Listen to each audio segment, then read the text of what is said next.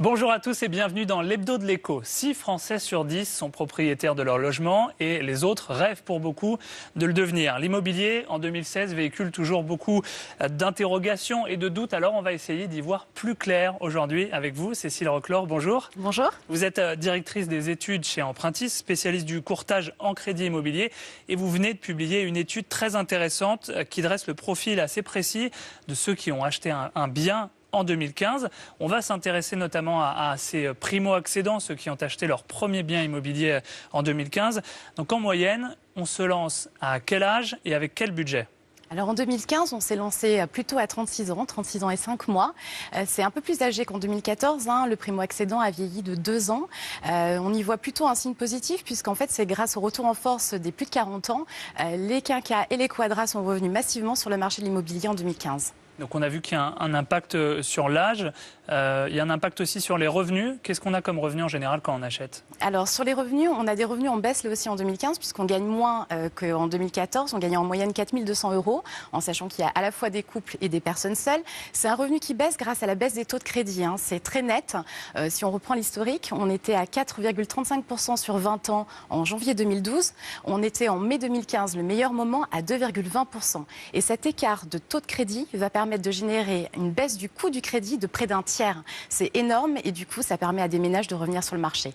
On va en reparler justement des taux. Est-ce que ça veut dire qu'avec ce qu'on a vu en 2015, vous pensez que devenir propriétaire, c'est devenu plus facile ou plus difficile? Qu'est-ce qui change? Non, ça a été clairement plus facile. C'est vraiment la baisse des taux et la baisse des prix, puisqu'on a une baisse de l'ordre de 2,3% dans l'ancien en 2015, qui a permis à des ménages plus modestes de revenir sur le marché. On a surtout des employés et des ouvriers qui sont devenus propriétaires cette année. Les employés ont augmenté de 42% leur nombre et les ouvriers de plus de 50%. Donc c'est vraiment des ménages modestes qui sont revenus et qui ont pu profiter des conditions très positives du marché. Alors un autre chiffre qui est intéressant dans votre étude, on voit que sur l'apport, c'est souvent un élément assez discriminant pour acheter un bien immobilier. L'apport, le montant de l'apport personnel, il a fondu, moins 7,3% en un an. Comment est-ce que vous l'expliquez et puis quel impact ça a sur le marché ?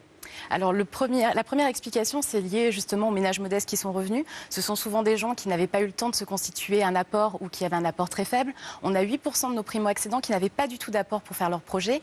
Et ça, c'est grâce à la politique des banques qui ont accompagné tout le monde de la même façon, avec des taux différents. Mais que vous ayez ou pas de l'apport, vous avez pu revenir sur le marché. Et puis ces fameuses catégories socio-professionnelles modestes, les employés, les ouvriers, qui sont revenus et qui ont fait baisser à la fois les revenus et l'apport. Alors, on a vu cette photographie de 2015. On va se tourner un peu maintenant vers 2016. La question que tout le monde se pose, on parlait des taux. Vous rappeliez leur baisse, un peu plus de 4% en 2012, un peu plus de 2% aujourd'hui. On va la voir, cette courbe des taux, elle est assez vertigineuse et elle nous montre bien qu'on a baissé. La question que tout le monde se pose, est-ce que les taux vont rester bas ou bien est-ce qu'ils vont remonter ?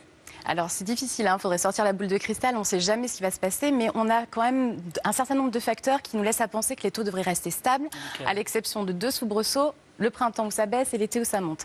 Les premiers sont d'ordre économique. Aujourd'hui, on a une politique accommodante de la BCE, la Banque Centrale Européenne. Donc les liquidités ne sont pas chères pour les banques. Ça leur permet d'emprunter à pas cher. Et puis l'obligation d'État, l'OAT, qui leur sert de référence pour le crédit immobilier, est stable. Pas d'inflation. Donc côté critères économiques, on est plutôt très positif. Et puis surtout, les banques en 2016 ont des objectifs élevés en matière de crédit immobilier. Elles nous ont toutes dit qu'elles avaient des objectifs au moins de l'ordre de 2015, voire supérieurs. Il y en a qui ont des objectifs augmentés de 15% par rapport à leurs objectifs de 2015. C'est assez important. Et le crédit immobilier, c'est un peu le seul outil pour capter de nouveaux clients. Les taux de l'épargne sont extrêmement bas. Vous ne gagnez pas de nouveaux clients avec ça. Par contre, le crédit immobilier, ça marche bien.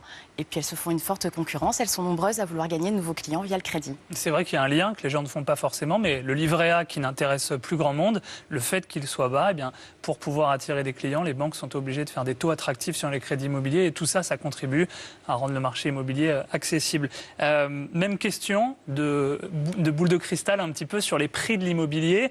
Alors c'est très, très varié selon les grandes villes, la province, la capitale, mais est-ce que vous pensez que les prix de l'immobilier vont remonter en 2016 ? Alors on espère non, parce que pour le coup on a mesuré l'impact d'une hausse des prix de l'immobilier. Si les prix augmentaient de 1% cette année, c'est près de 2% des ménages qui ne pourraient plus acquérir leur logement. Si on avait à la fois une hausse des prix de 1% et 20 centimes de plus sur le crédit immobilier, là c'est 4% des ménages qui accéderaient plus. Aujourd'hui les acteurs sont plutôt sur un statu quo, certains disent même une petite baisse. Il faut vraiment privilégier un maintien des prix pour éviter que justement des ménages ne puissent plus accéder. Dernier élément, la grande nouveauté de 2016, c'est l'élargissement du prêt à taux zéro, le PTZ. Depuis le 1er janvier, il est plus généreux, il est moins contraignant et ça peut maintenant notamment couvrir jusqu'à 40% de l'achat dans le neuf ou dans l'ancien à rénover avec des conditions de travaux. Qu'est-ce que ça va changer selon vous pour 2016 ? Alors ça change beaucoup de choses au pouvoir d'achat des ménages puisque le montant effectivement du PTZ a été monté de 54% en zone A, c'est-à-dire l'Île-de-France, PACA et les grandes villes de Lyon et Lille. Et puis il a augmenté de 90% dans les zones qu'on appelle B2. Donc en gros, ça a augmenté partout. Ça donne du pouvoir d'achat en plus. C'est extrêmement positif puisque ça vous permet aussi de baisser le coût de votre crédit. Donc c'est un véritable atout. Il y a une seule contrainte, c'est que dans le neuf aujourd'hui, on a une offre qui est limitée en termes de biens. Donc si on n'a pas de construction suffisante, il n'y aura pas d'offre en face de la demande. Et du coup, les gens ne trouveront pas de biens à acquérir. Ça pourrait même faire monter les prix du neuf. Et puis dans l'ancien, ça ne changera pas grand-chose à notre avis. 25% de travaux, c'est important. C'est un stress supplémentaire pour les primo-accédants. Acheter, financer et en plus réaliser de gros travaux. Pour le coup, l'ancien ne devrait pas beaucoup jouer cette année. Peut-être un impact sur les prix. On surveillera ça bien sûr ici sur iTélé. Merci beaucoup Cécile Roclor d'avoir été l'invitée de l'Edo de l'Écho. Dans un instant, un nouveau journal sur iTélé.